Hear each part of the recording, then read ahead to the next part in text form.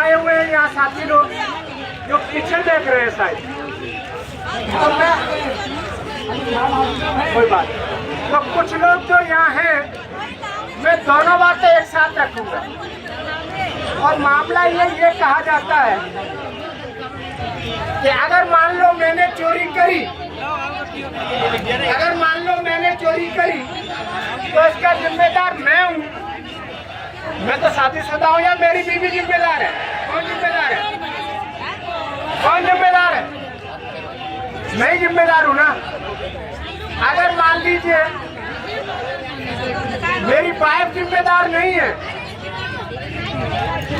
मेरे घर के लोग जिम्मेदार नहीं है, मेरी समाज के लोग जिम्मेदार नहीं है, और लेकिन कह दिया जाए आप तो अपराधी जाति के हैं, तो जिम्मेदार कौन है? फिर जिम्मेदार कौन है? हाँ, जिम्मेदार मैं हूँ या मेरे घर वाले हैं? इसका मतलब ये है कि अगर मैंने चोरी करी तो मैं जिम्मेदार होना चाहिए, लेकिन भारत में ऐसा नहीं होता। भारत में ये कहा जाता है कि ये पूरी समाज ही अपराधी है, और ये पीछे तो साथी बैठे हैं शायद पढ़े लिखे। So this is for you because you are also involved this kind of issues. So now time has come. We come up, we open as soon as possible because these are called the criminal tribes. The issue is much more bigger. We are in the state that is the origin of the denotified communities. That has been called the criminal tribe. So why the issue? So मेरी जिम्मेदारी दोनों के लिए है, आपके लिए भी है और आप लोगों के लिए। लेकिन आप में से कई लोग जानते होंगे, अगर मैं ये बात कह दूं तो आपको थोड़ा अटपटा लगेगा, लेकिन फिर भी ये कह देता हूँ। मुसाफिर हूँ यारो, ना घर है ना ठिकाना। मुसाफिर हूँ यारो, ना घर है ना ठिकाना। मुझे चलते जाना है, बस चलते जा।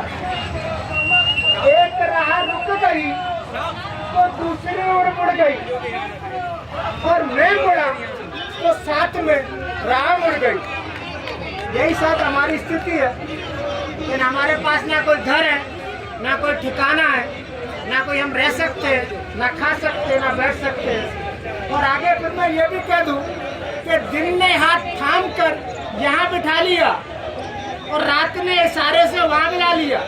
यानी दिन तो हम कहीं काटते हैं और रात कहीं काटते हैं। यही हमारी जिंदगी है। तो क्या ये जिंदगी अभी हुई या बहुत सालों से थी? ऐसा कहा जाता है, और मैं दोनों बातें अटपटी करूंगा आप लोगों के लिए। आप दोनों को लगेगा कि नवीन तो शायद थोड़ा घुमा हुआ आदमी है, दोनों बातें एक साथ कैसे बोल रहा है। अभी तो मैं ये कह रहा हूँ कि अंग्रेजों ने हमें अपराधी घोषित करा। सही है गलत? सही है या गलत है? अंग्रेजों ने हमें अपराधी घोषित करा, बात सही है या गलत है? सही है। कितने लोग सही हाथ उठा? कितने लोगों को मेरी बात सही लग रही? हाथ उठा। हमको सही लग रही है। हाथ उठा। काफी लोगों को सही लग रही है। मैं दोबारा कहता हूँ, जो नहीं सुन पाए उनके लिए दोबारा कहता हूँ। मैं ये कहता हूँ कि अंग्रेजों ने हमको अपराधी घोषित कर दिया, क्रिमिनल ट्रायल। तो ये गलती अंग्रेजों ने की, इसके दोषी अंग्रेज हैं। तो ये बात कितने लोगों को सही लगती है? वहाँ खड़ा कर दो, और सुनी नहीं है तो दोबारा पूछ लें। आपको सही लगती है बात? बताओ कौन जिम्मेदार है? अंग्रेज जिम्मेदार है? हाथ खड़ा करिए। अंग्रेज जिम्मेदार है? कौन जिम्मेदार है? जिम्मेदार तो हम हैं, लेकिन जिम्मेदार तो उन्होंने है। हाँ, इन्होंने, आपका क्या नाम है? सुशीला ने कहा है कि भाई हमने थोड़ा बहुत गलती करी, लेकिन उन्होंने हमें जिम्मेदार ठहराया। तो अंग्रेज, हमारा देश तो 1947 में आजाद हुआ और अंग्रेजों ने 200 साल काम किया। तो 1947 में से 200 घटा दूं तो 1747 और 1647, यानी कि 1647 से पहले क्या हम लोग ठीक ठाक रहते थे? क्या 1647 में हम लोगों को कोई समस्या नहीं होती थी या होती थी? होती थी। ईश्वर तो फिर जिम्मेदार अंग्रेज हैं या कोई और है? मुझे लगता है अंग्रेजों ने जो कुछ किया वो हमने गलत तरीके से रेखांकित किया। ये मेरा अटपटा प्रश्न हो सकता है, आप चाहे तो मुझसे प्रश्न भी पूछ लें कि नवीन जी आप उल्टी बात कैसे कह रहे हैं? क्या 1647 से पहले क्या हमारे पास घर था? क्या नटों के पास में कुछ था? कालवेलियों के पास था? सिंधी वालों के पास था? कलंदरों के पास था? क्या भाटों के पास था? या कंजरों के पास था? क्या गाड़िया लोहारों के पास था? ऐसी भारत राजस्थान में 32 जातियां हैं, 32 में से सबकी स्थिति ऐसी ही है। अभी अब भी है, प्रश्न ये उठेगा, अभी भी है। अब यस, थैंक यू। आपका नाम? मेरा नाम चिनार भट्ट। हाँ, इन्होंने भी बहुत अच्छी बात बोली कि आज भी है। तो इसका मतलब ये है कि पहले भी खराब थी और अब भी खराब है। तो जिम्मेदार कौन है?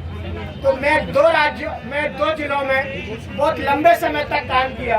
जो बाड़मेर के साथी हैं, जो राम से बोले हैं तो वो गूंगा भी जानते होंगे, वो भैंस का भी जानते होंगे, और वो भैंस का भी जानते होंगे तो भाड़ का भी जानते होंगे, भाड़ का भी जानते होंगे तो वो चौटन भी जानते होंगे, चौटन जानते हैं वो सिंदरी भी जानते होंगे, जो सिंदरी जानते हैं वो बायतू भी जानते होंगे, और जो बायतू जानते हैं वो भीलों की बस्ती भी जानते होंगे।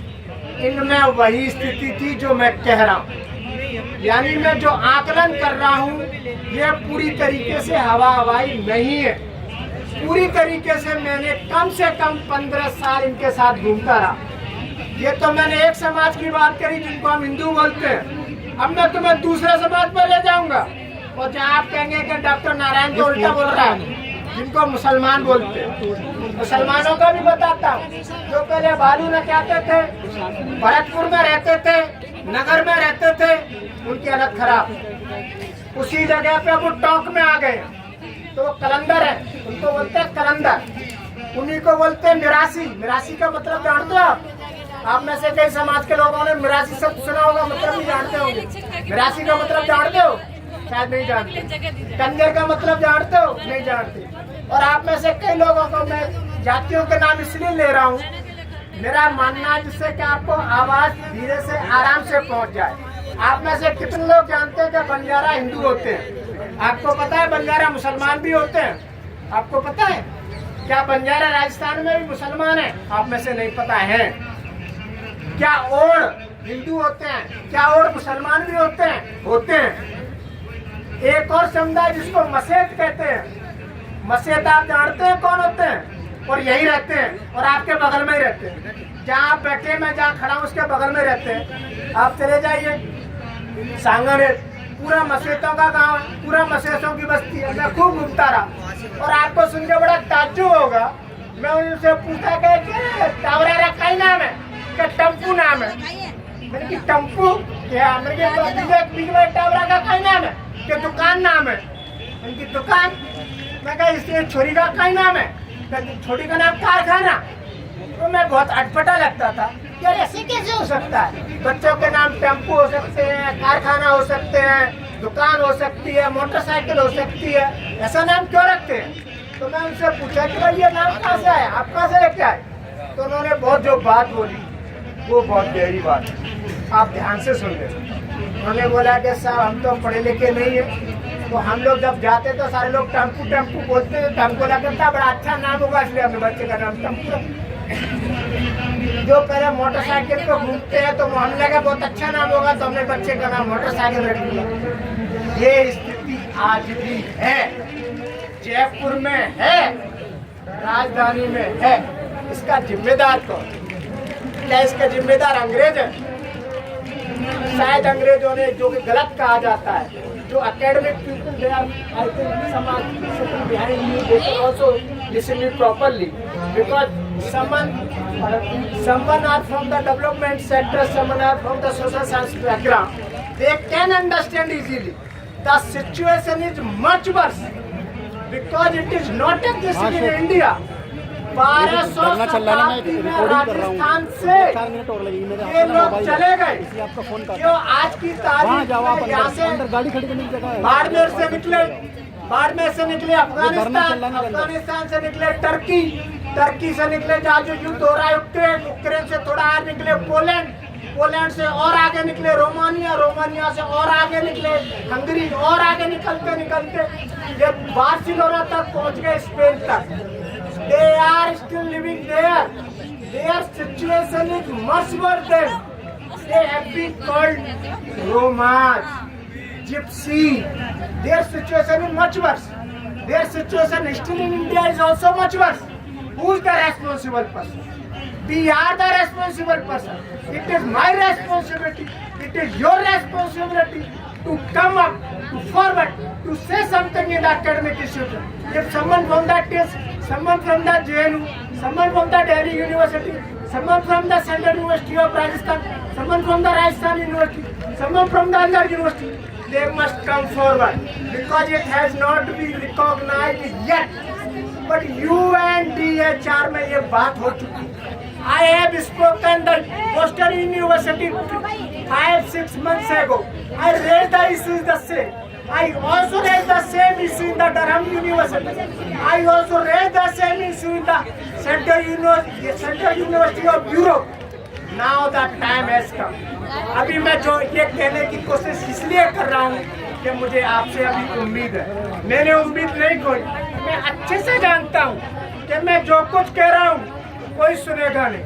मैं अच्छे से जानता हूँ मैं जो कह रहा हूँ आप में से कई लोग कहेंगे कि डॉक्टर नवीन पता नहीं क्या बोल रहा था, क्यों बोल रहा था, इसका क्या लेना देना. यार जो कुछ काम करता है अपना काम करते हैं, हमारे दिमाग का खाने आ गया. Whatever you want to say, you do say. I am not bothered about that.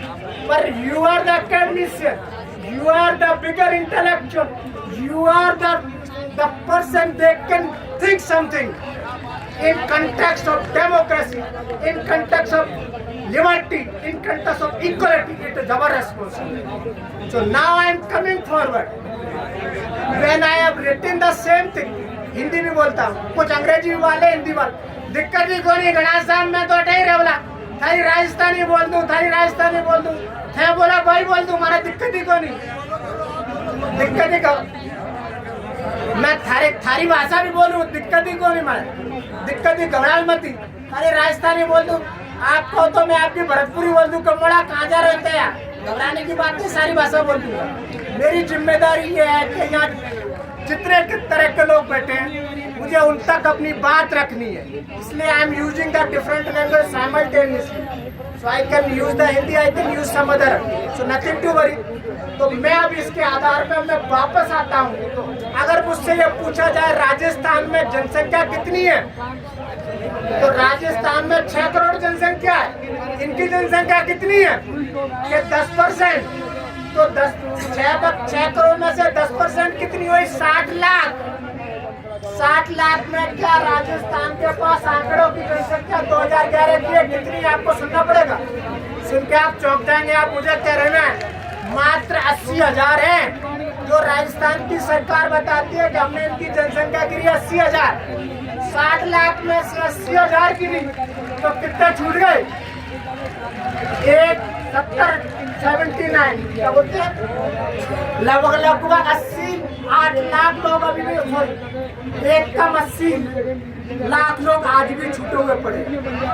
अगर ये स्थिति है, आप में से जैसे यहाँ ये लोग बात कर रहे थे, अगर ये जाके कहे कि हमारे हैंडपंप नहीं है, हमको किसी ने मारा, हमारी रिपोर्ट लिख लो, तो उनसे कहा जाएगा कि तुम अपना प्रमाण पत्र बताओ, क्या तुम राजस्थान के हो. इनमें से 90% से ज्यादा लोग सिद्ध नहीं कर सकते कि वो राजस्थान के. उनके पास में कोई सिटीजनशिप राइट नहीं, ना उनके पास पहचान है, ना उनके पास जाति है, ना उनके पास आधार है, ना उनके पास मकान है. जब यही नहीं है और समाज ने इनको हाशिए पर रखा, अगर गांव यहाँ है तो गांव से दूर रहेंगे, गांव में नहीं, गांव से दूर रहेंगे. गांव में रहते हैं, गांव में रहते हैं जिनको दलित कहते हैं, आदिवासी कहते हैं, वो गांव में रहते हैं लेकिन कोने पर रहते हैं, ये उससे भी दूर रहते हैं. ये हालत है. अगर सिटीजनशिप नहीं है तो बीपीएल नहीं मिलेगा, APL नहीं मिलेगा, इंदिरा आवास नहीं मिलेगा, मकान नहीं मिलेगा, रोजगार नहीं मिलेगा। कल हम 3 दिन से हल्ला मचा रहे हैं। मैंने आंकड़ा इकट्ठा करा तो 3,650 करोड़ रुपया राजस्थान सरकार ने घोषित कर दिया है समाज के कमजोर लोगों के। चाहे संख्या ज्यादा है कम, लेकिन 3,650 बहुत बड़ा रकम होती है। 100 करोड़ रुपया अपना रोजगार खड़ा करने के लिए। ये दोहर सिलती है, जो बहनें थी बाड़मेर वाली दोहर सिलती है, जिसको ओढ़नी कहते हैं, वो सिल लेती है, हाथ से बना लेती है, ये बना लेती है, ये बना लेती है। उनका रोजगार खड़ा करने के लिए 100 करोड़ रुपया नहीं मिलेगा। यानी सिटीजनशिप गायब। जब सिटीजनशिप गायब तो पहचान गायब, पहचान गायब तो नागरिकता गायब, और नागरिकता गायब तो कोई सुविधा मिलेगी। अगर आपके पास नागरिकता नहीं है तो कोई सुविधा मिलेगी। अगर मुझे कोई पीटे तो मैं थाने में जाकर पूछूंगा कि आपका क्या नाम है, कि मेरा नाम नवीन नारायण है, कि कहाँ रहते हो, कि जयपुर में रहते हो, कि मकान नंबर कहिए रहा, दुकान नंबर कहिए रहा, राशन कार्ड कहिए रहा, वोटर कार्ड कहिए रहा, तो मेरी लिख देगा। इनकी क्या करेगा? ये स्थिति आज भी एग्जिस्ट करती है। जब मैं 2000